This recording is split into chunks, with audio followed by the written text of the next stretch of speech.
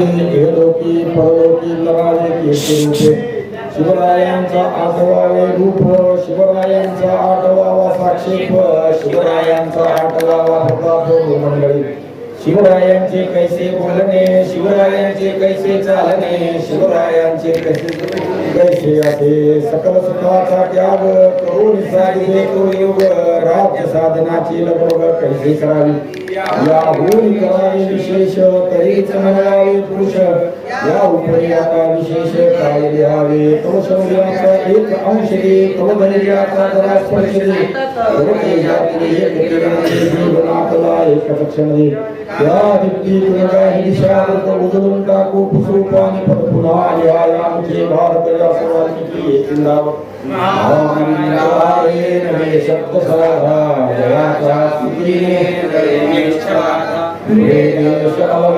याच्या अभावी शिवाजी पुनराष्ट्र म्हणतात प्रभावी पुंडली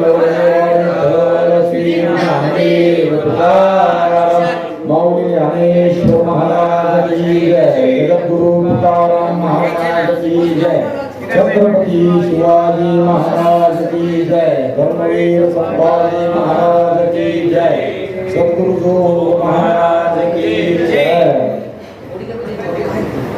आज द्वादशी असल्यामुळे उशीर झाला आहे पुढच्या वर्षीला आपण पावणे 9ला चालू करू म्हणजे बरोबर तुम्हाला वेळ मिळेल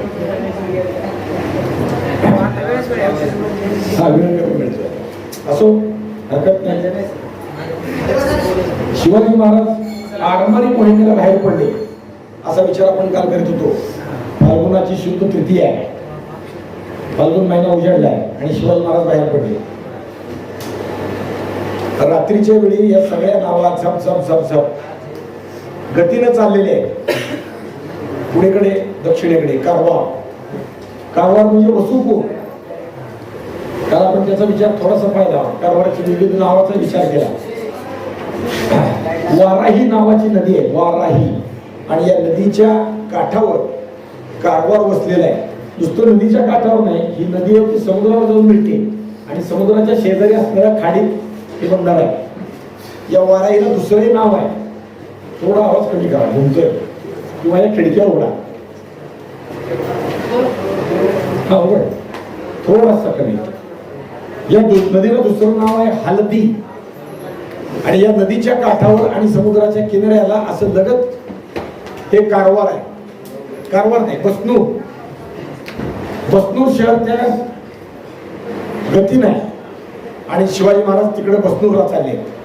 बसनूरला कशासाठी बसनूरला लुटीसाठी चाललेले आहेत। शिवाजी महाराजांच्या घराने बातम्या आणल्या बसनूरात धनसंपदा आहे आणि शिवाजी महाराज समुद्राच्या मार्गाने चालले। आपण नेहमी जातो तसं खुष्कीच्या मार्गाने ज्याला जमिनीचा रस्ता म्हणतो तसं नाही बरोबर 6000 स्वार आहेत। किती योजना केली आहे किती गोष्टींचा विचार केला 6000 स्वारला किती नावा लागतील या सगळ्यांचा विचार करून महाराज निघालेले। जर लूट करायची तर ज्या गोष्टी आवश्यक आहेत जेवढे लोक आवश्यक आहेत त्याचा विचार करून लूट का करायची अनेक वेळा हा विचार वारंवार बोलतो। स्वराज्याची अनेक कामे पैशासाठी थांबलेली आहेत त्यातलं सगळ्यात महत्वाचं काम किल्ल्यांची बांधकामं। किल्ले कशाला सरहद्दीच्या रक्षणाला मोगलाच्या विजापूरकरांच्या येणाऱ्या झुंडीच्या झुंडी राक्षसी वर्तनानं स्वराज्याची नासाडी करतायत आणि ही नासाडी थांबवण्यासाठी आवश्यक काय आहे तर बंदोबस्ताची आवश्यकता आहे संरक्षणाची आवश्यकता आहे संरक्षणासाठी किल्ल्याची आवश्यकता आहे। आरमाराचा तळ शिवाजी महाराजांना उभा करायचा आहे। समुद्र मार्गे इंग्रज येत आहेत पोर्तुगीज येत आहेत डच येत आहेत फ्रेंच येत आहेत बाकीचे येत आहेत आणि नुसती येत आहेत व्यापार करतायत निघून जात आहेत असं नाही तर इथं येऊन इथं आपलं राज्य स्थापण्याचा उद्योग सगळ्याचा चालू आहे। या राष्ट्रात यायचं आणि इथं स्वतःचं राज्य स्थापायचं असे त्यांचे उद्योग चालू आहे। हे चालणार नाही यांना प्रतिबंध घातला पाहिजे यांना कायमचे उकळून टाकलं पाहिजे ढकलून दिलं पाहिजे यासाठी शिवाजी महाराज प्रयत्नशील आहे। पण हे करीत असताना काय करायला हवं तर समुद्रातही आपलं बळजोर आरमार पाहिजे। आरमाराच्या दोन्ही अर्थाने विचार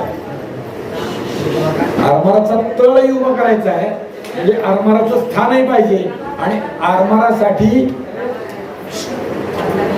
नाविक दल पाहिजे नौका पाहिजे मग सगळ्या नौका नुसत्या नाही युद्ध नौका असल्या पाहिजे नावेतून तोफाचा गोळा टाकला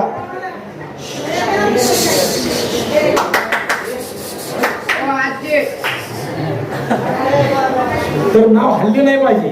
या पद्धतीने नाव तयार झाले पाहिजे. लोकांच्या नावं बुडवण्या इतक्या आपल्या नावा सक्षम झाल्या पाहिजे. आपले नावेतले सरखेल आणि त्याच्या हाताखालचं जे नाखवाचं दल आहे ते तेवढं सबळ असलं पाहिजे. त्याच्यासाठी पैसे पाहिजे. पैसे येणार कुठून? कोण देणार? पैशासाठी लूट करणं आवश्यक आहे. शिवाजी महाराजांनी पुरंदरावर तोफाचा कारखाना काढलाय. या तोफाच्या कारखान्याला पैसे पाहिजे. पैसे येणार कुठून?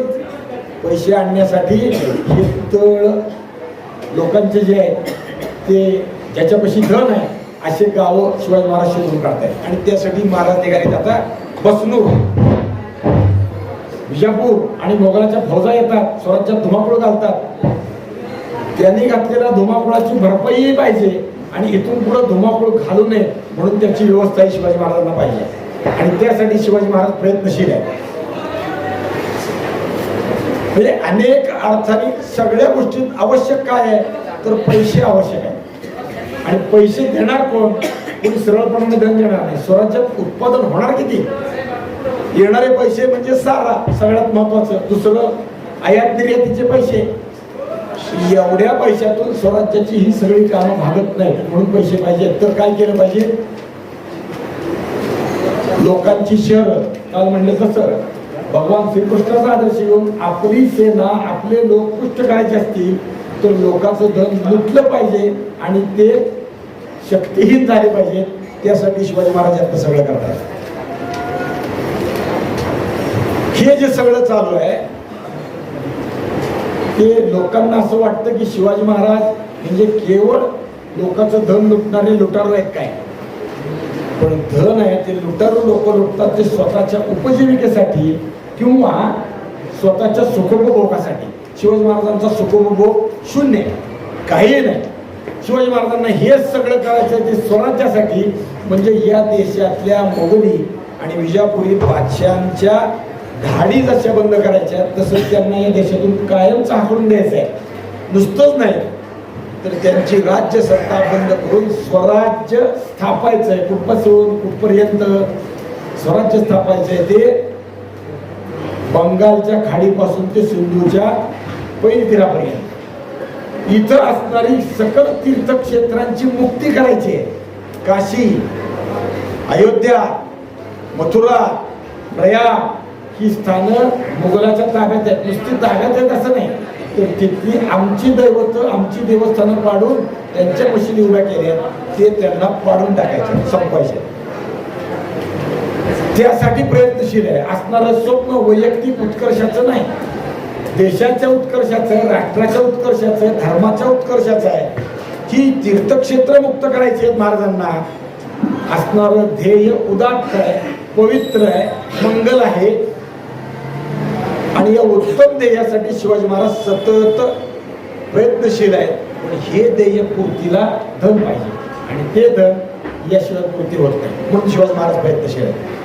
असणारी पैशाची भूक प्रचंड आहे पण खर्च त्याहून प्रचंड आहे. एक किल्ला बांधायचा म्हणजे काही सामान्य गोष्ट नाही. महाराष्ट्र सरकार, भारत सरकार प्रयत्न करूनही आता शिवाजी महाराजांचे बांधलेल्या किल्ल्याची दुरुस्ती करू शकत नाही. प्रतापगड अवघ्या 2 वर्षात शिवाजी महाराजांनी बांधला. गेले 10 वर्ष प्रतापगडाचा एक बुरुज पडलाय ते दुरुस्ती करायला सरकार झटतंय. 10 वर्ष झटून तो पूर्ण झालेला नाही. मग एवढ्या गतीने जर काम करायचं तर धन तेवढं पाहिजे. शिवाजी महाराजांचा विचार किती मोठा आहे यातून लक्षात येणार. आणि ते धनाची पूर्ती कुठं होणार? श्रीमंत, सावकार, व्यापारी, सोने चांदीच्या खाणी जिथं आहे तिथून होणार. सामान्य जनतेकडून काय मिळणार? म्हणून अशी ठिकाणी महाराज होता शोधून काढतात आणि त्या स्थानी जाऊन महाराज आता धन आणतात. दुसरा उपाय नाही ना, पर्याय काय? दुसरा काहीच नाही. हेच शिवाजी महाराज आपल्याला पाहता येतात. लुटीशिवाय उपाय नाही आणि लुटीत वाईट काही नाही. परक्याला लुटणं म्हणजे राजधर्म आहे.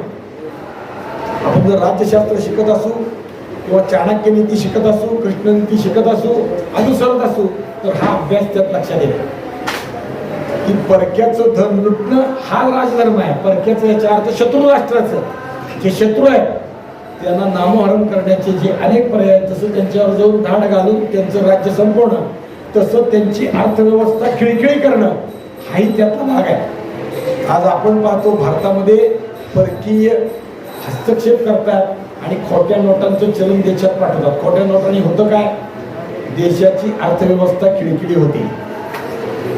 इथलं धन लुटून नेतात, अर्थव्यवस्था खिळखिळी होती. शिवाजी महाराज ते करतात आणि त्यासाठी जे करता येईल ते सगळं करतात. म्हणून शिवाजी महाराज आता निघालेले आहेत. कुठं निघाले? बसनूरकडे. रात्र संपली, पहाटेचे गार वारे सुरू झाले. बसनुरातले लोक स्वस्त झोपलेले आहेत, बेहुशार आहे, निवांत आहे. आणि एवढ्यात महाराजांची गलबत केली राहायला लागली. पटापट लोकांनी जमिनीवर उड्या मारल्या, सगळे बाहेर पडले. शहरात हा कुठली, मराठी आले, मराठी आले, शिवाजी राजा आला. आता काय, सुरतेत निदान 2-4 दिवस आधी तरी धावपळ सुरू झाली होती. इथं पहाटेच महाराज तिथं आले. आता लपणार कुठं, जाणार कुठं, पळणार कुठं, काही साधन नाही, काही उपाय नाही. लपून लपून लपणार कुठं, किंवा आपली साधन संपरी तरी लपवणार कुठं. लोक पळायला लागले, धावायला लागले, काही उपयोग नाही. शिवाजी महाराजांनी आधीच सांगितलं त्या खट्टी म्हणल्यासारखं तसं. आणि मग लुटीचे ढीग आरमारा गलबतावरती चढायला लागले. सगळं काही तिकडे सुरू झालं. जे काही लूट यायला लागली त्याची ढीग रास वाढायला लागली. या दिवशी तारीख आहे 9 फेब्रुवारी 1665. 8 फेब्रुवारी शिवाजी महाराज रात्री निघाले किंवा दुपारी थोडंसं निघाले, उशिरा. रात्रभर प्रवास केला आणि एकदम बसनूरला शिवाजी महाराज आहे. महाराजांनी दिवसभर लूट केली, दिवसभर लूट केली. आणि महाराज रात्री लूट संपून एका दिवसात काम तमाम करून बाहेर पडले. कुठे बाहेर पडले? महाराज तिथून निघाले गोकर्ण महाबळेश्वराला आहे. गोकर्ण महाबळेश्वर आपल्याला सगळ्यांना नाव ऐकून माहित आहे. तेही महाबळेश्वर महादेवाचं स्थान आहे, पुरातन आहे, पण त्याला गोकर्ण महाबळेश्वर म्हणतात. त्याची 2-3 वेगळी वेगळी कारण आहेत. स्थान माहीत असेल किंवा कारण आहे माहीत असेल. भगवान शंकरांनी आपलं आत्मलिंग काढून रावणाला दिलं. त्याने ते मागितलं, शिवतांडव स्तोत्र रचलं. भगवान शंकर प्रसन्न झाले. ते काय पाहिजे? मला आत्मलिंग पाहिजे, आईला पूजा करायची म्हणून घेऊन जायचं म्हणून तो निघाला. पण आता हे जर राक्षसाच्या तावडीत गेलं तर काही खरं नाही. म्हणून बाकीच्या देवतांनी जे काही प्रयत्न केले त्यात ते एक झाला की खाली ठेवलं पाहिजे. रावणाला सांगितलं होतं जाताना हे कुठेही खाली ठेवायचं नाही, हातात धरून राहा, मग काही हरकत नाही. खाली ठेवलं तर मात्र तुझ्या ते हातात पडणार नाही. रावणाने ते घेतलं, निघाला. दैवी माया असते तसं सगळं करून घेतलं आणि रावणाला लघुशंका लागली. आणि आता खाली कसं ठेवायचं? कोणीतरी असल्याशिवाय. पण पोट तर फुगलंय, तुंबलंय, नाही झालं तर घोटाळा होतोय. म्हणून रावणाने इकडं तिकडं पाहिले. खुराक्याचं पोरग दिसलं, त्याला हाका मारला, इकडे ये, एक धर तुझ्यापाशी, मी जरा स्वच्छ होऊन येतो, लघुशंका करून येतो. तो म्हणला धरेन मी, पण मला बाकीचं काम आहे, मी वाट बघणार नाही तुमची. तो म्हणला ठीक आहे, पण काहीतरी मग मी 3 हाका मारेन, त्याच्यात तुम्ही आला तर ठीक आहे, नाही तर 3ऱ्या हाकेला खाली ठेवणार. आणि रावणाची लघुशंका लवकर थांबली नाही, लवकर संपली नाही. शेनाई निमित्तच केलं होतं. 3 हाका मारल्या, ओ बाबा या, हे घ्या. 3ऱ्या हाकेपर्यंत रावण आला नाही. आणि मग त्यांनी ते लिंग खाली ठेवलं, निघाला. तेवढ्यात रावण माघारी आला. ते खाली ठेवलेलं लिंग बघितलं, त्याला संताप झाला. त्याने त्या पोराला धरलं आणि तू का खाली ठेवलं म्हणून डोक्यात बुक्की मारली. लहान पोराला टप्पल मारतो का नाही, त्याच्या डोक्यात बुक्की मारली. तो होता गणपती. त्यामुळे गोकर्ण महाबळेश्वराचा गणपती जो आहे तिथं ज्याचं दर्शन करतात गणपती, त्याच्या डोक्यावर रावणाला मारलेल्या बुक्कीचा ओळ आहे, खड्डा आहे. आणि बाल रूपातला गणपती आहे. गुराखी पोरग 7-8 वर्षाचं केवढं असतं तसाच आहे. आणि ते ठेवलेलं लिंग रावणाने उपटून काढून न्यायचा प्रयत्न केला. रावण महाबली आहे, त्याने हिमालय उचलला होता. भगवान शंकर बसलेला कैलास सगळं उचललं होतं ना. एवढा शक्तिशाली आहे. त्याला वाटलं हे लिंग उचलता येईल, त्याने ते उचलायचा प्रयत्न केला, ते लिंग आले ना, एका हाताने ते पिळून निघायचा प्रयत्न केला. ते पिळलेलं जे लिंग आहे ते अजूनही तसंच आहे. एक बाजू अशी गाईच्या काना कसा असतो वर असं कोपरा कोण आलेला असतो, तसं ते लिंग असं उचलल्यासारखं आहे. त्यामुळे त्या गावाला म्हणतात गोकर्ण. गाईचा कान म्हणजे गोकर्ण, म्हणून ते गोकर्ण महाबळेश्वर. आणि तिथं आता महाराज निघाले. कशाला? महाराज तिथं आले, दर्शनाला आले.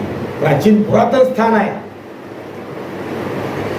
ते, जवळ आहे बसनूरच्या, आणि म्हणून महाराज तिथं आले. यथासांग पूजा केली महाराजांनी. महादेवाचं दर्शन केलं, स्नानविधी केला. कोकण महाबळेश्वरला समुद्र स्नानाचं महात्म्य आहे. अनेक लोक तिथं समुद्राचं स्नान करतात, महादेवाचं दर्शन करतात, पूजा करतात, आणि मग पुढचं आपलं आपलं आचरण जे आहे ते करतात. महाराजांनी तिथे यथाविधी स्नान केलं. नुकतीच महाशिवरात्र होऊन गेली होती. तारीख 4 फेब्रुवारी 1665. शिवाजी महाराज त्यानंतर आले, म्हणजे शिवरात्रीनंतर पुन्हा शिवरात्र उजडली. एवढे लोक 4000 स्वार एकदम गावात आले म्हणजे काय शिवरात्र असते. त्या दिवशी आले, 4 फेब्रुवारी नंतर आले, आणि महाराजांनी महादेवाला दर्शन केलं. अनेक भक्तांचा करारा पडला, दर्शन झालं, आणि महाराज तिथून उठले आणि तिथून अंकोला गाव आहे, अंकोल्याला गेले. अंकोल्यात आले. अंकोल्यातून समुद्र मार्गे जाणाऱ्या सगळ्या नौका महाराजांनी परत पाठवायच्या ठरल्या, आणि आपण स्वतः आता सैन्यासह खुष्कीच्या मार्गाने जायचं ठरवलं. खुष्कीच्या मार्गात म्हणजे समुद्र मार्गे जायचं ठरवलं. आणि सैन्याबरोबर म्हणजे आरमाराच्या लोकांबरोबर 2000 स्वार ठेवले, 4000 आपल्या बरोबर घेतले. महाराज तिकडे निघाले. म्हणजे महाराजांची योजना किती आहे. कदाचित आपल्याला जमिनीच्या मार्गावरून जायचं हे आधीच ठरलेलं आहे, आणि म्हणून अंकोल्याच्या परिसरात आपले घोडे तरी आणून ठेवले असतील, किंवा समुद्रामार्गे जेव्हा आले तेव्हा समुद्रातून घोडे घालून आणले असतील. या अर्थाने विचार करून महाराज वागतायत, म्हणजे सगळ्या गोष्टींचा उलट सुलट चालताय. महाराज तिथून बाहेर पडले, पण जाताना महाराजांनी 12 तरांडी, म्हणजे तरांडी, गलबत, जहाज, काय डुगडुगी, अशी वेगळी वेगळी नावं खूप आहेत. नावाची नावं जी असतात त्याची, त्याला तरांडी बरोबर ठेवली का? इथून जाताना आपल्याला नद्या ओलांडाव्या लागतील, त्यासाठी हे साधन पाहिजे, म्हणून ती तरांडी बरोबर ठेवली. आणि महाराज आता लागले. महाराज आता होळी पौर्णिमा या प्रवासातच पार पडली, आणि पुढे महाराज लागले कारवारापाशी. कारवार म्हणजे महाराष्ट्राचं शेवटचं टोक. दुर्दैवानं आज कारवार महाराष्ट्रात नाही. कारवार महाराष्ट्रात यावं म्हणून कारवारातले आणि महाराष्ट्रातले लोक प्रयत्नशील आहे, लक्षात ठेवा. दुर्दैवानं कारवार आपल्यात नाही. महाराष्ट्राचे जेव्हा महाराष्ट्र निर्मिती झाली तेव्हा संयुक्त महाराष्ट्राचं आंदोलन झालं. त्यामध्ये अनेक लोक सगळा विषय सोडून केवळ महाराष्ट्राच्या निर्मितीसाठी झटत होते.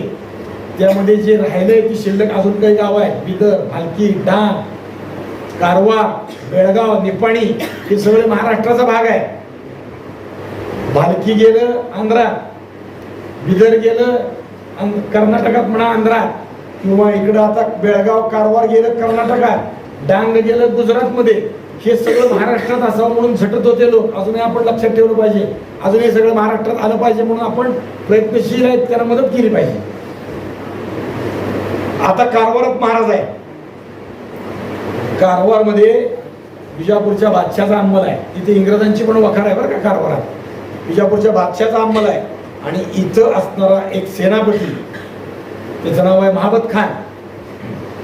हा इथं सेनापती म्हणजे कारवारचा कारभारी आहे. जसा इनायत खान होता का नाही सुरतेत, तसा कारवारात आहे.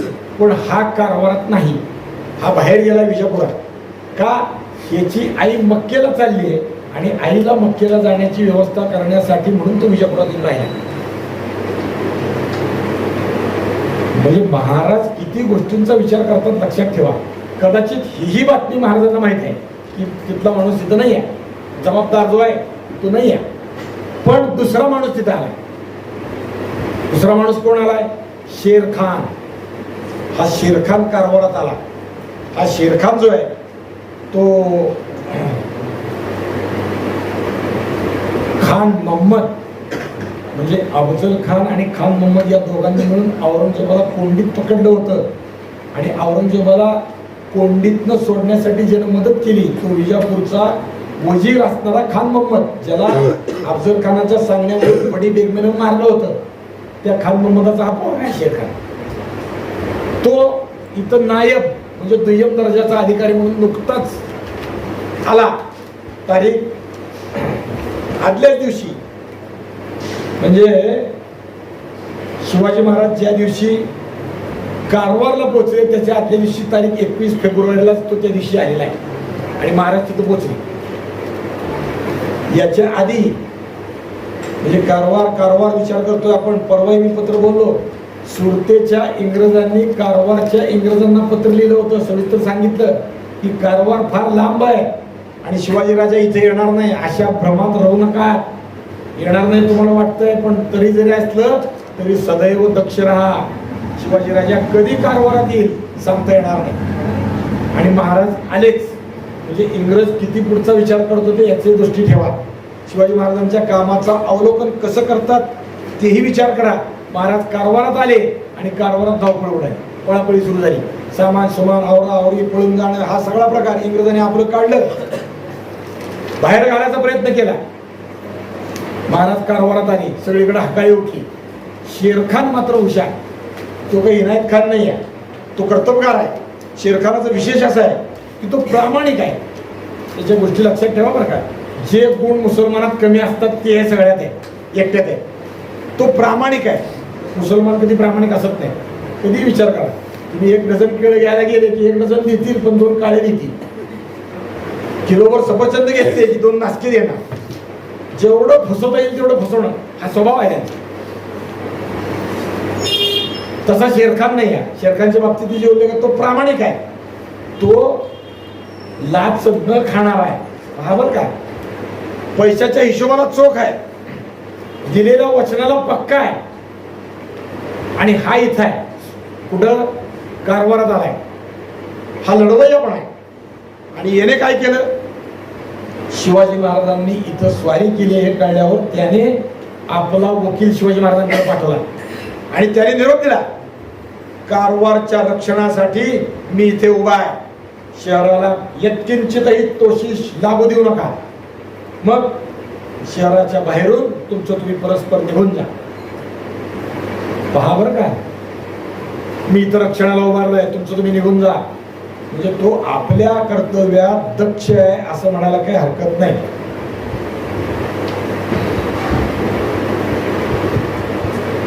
महाराजांचं नाव घेतलंय की लोक पळून जाणारे आहे. तिथं हा दक्षतेने उभारलाय, इंग्रजांना घाम फुटतोय. पण शेरखान मात्र चिवटपणाने इथं उभारला आणि त्याने महाराजांना हा निरोप दिला. महाराजांनी त्याला उलटा निरोप दिला, माणूस पाठवला. महाराजांनी त्याला काय सांगितलं, आपण शहर सोडून देऊन सूड घेण्याची मुभा द्यावी. तुम्ही निघून जा, माझं मी बघतो. नाही तर इंग्रजांची गलबताची 15 दुबे ती माझ्या ताब्यात दे, माझं मी पाहतो काय करायचंय काय नाही. तुम्ही नाही केलं तर मात्र मी करेन. शेरखान इथं शहाणा ठरला. त्याने इंग्रज ऑफिसरला बोलवून घेतलं आणि त्याला सांगितलं की शिवाजी राजा तुमच्यावर येणार आहे, माझं काही नाही, पण मी शहराचा बंदोबस्त आहे ना, पण तुम्ही शिवाजी राजाला काहीतरी खंडी द्या, नाहीतर तुम्हाला लुटतील. मी काही त्यात दखल देणार नाही. इंग्रजांनी सगळं ऐकलं आणि त्यांनी शिवाजी महाराजाला पैसे द्यायचं कबूल केलं. 112 पौंड एवढे रुपये शिवाजी महाराजांना त्यांनी आणून दिले. रुपये म्हणजे आपल्या भाषेत म्हणतो मी, पौंड हे चलन आहे इंग्लंडचं. 112 पौंड शिवाजी महाराजांना त्यांनी नजराने दिला आणि शिवाजी महाराजांनी कारवारला काहीही कोशिश लावली नाही. 2 दिवस तिथे राहिले. तारीख 22 आणि 23 फेब्रुवारी. 24 फेब्रुवारीला महाराज तिथून निघाले स्वराज्याकडे. जाताना मात्र महाराज म्हणाले, काय म्हणाले, आमची होळीची शिकार शेरखानाने घालवली. म्हणजे दरवर्षी होळीच्या काळात महाराज शिकार करत होते असा त्याचा अर्थ करायचा, विचार घ्यायचा. पण आजची शिकार मात्र, शिकार याचा अर्थ काय आहे, क्षत्रियांनी आपलं क्षात्र तेज सतत प्रज्वलित राहावं म्हणून जेव्हा युद्ध नसतं तेव्हा शिकारीला जायचं असतं. म्हणजे घोडा चालवणं, त्याच्यावरचं कसं शिल्लक राहणं.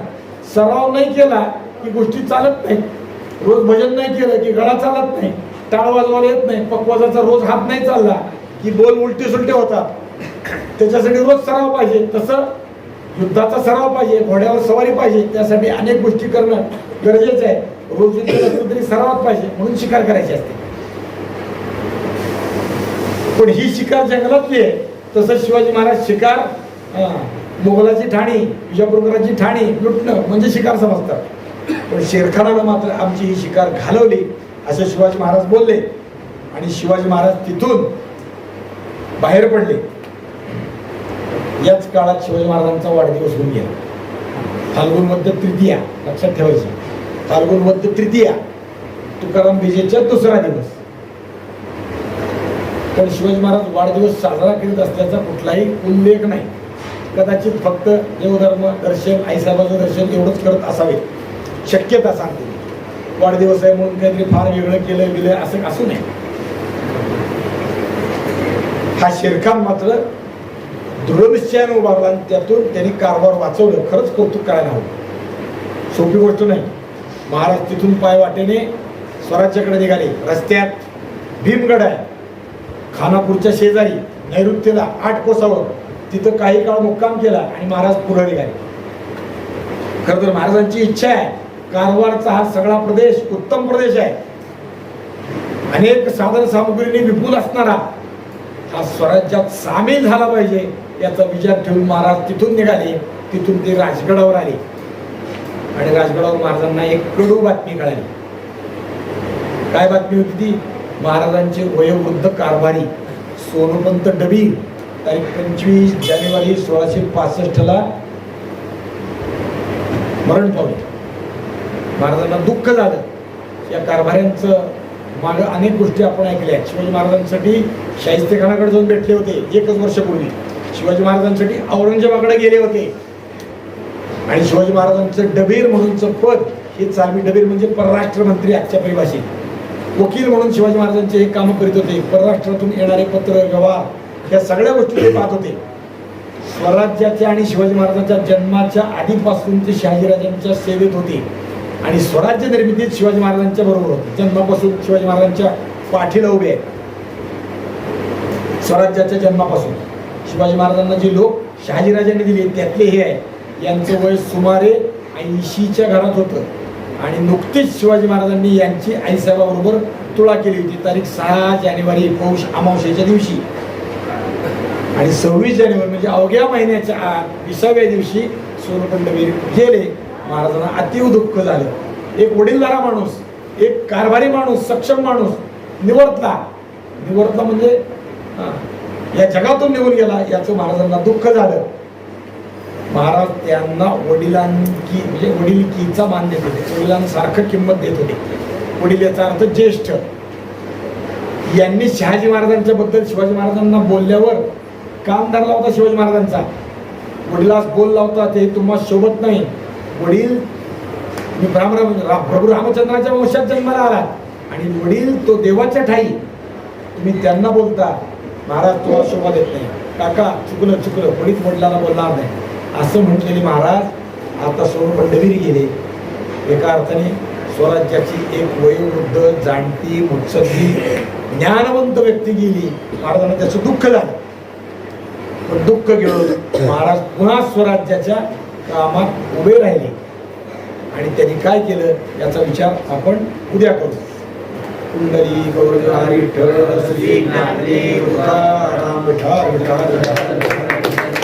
कुंडली गौरव हरी विठ्ठल श्री ज्ञानदेव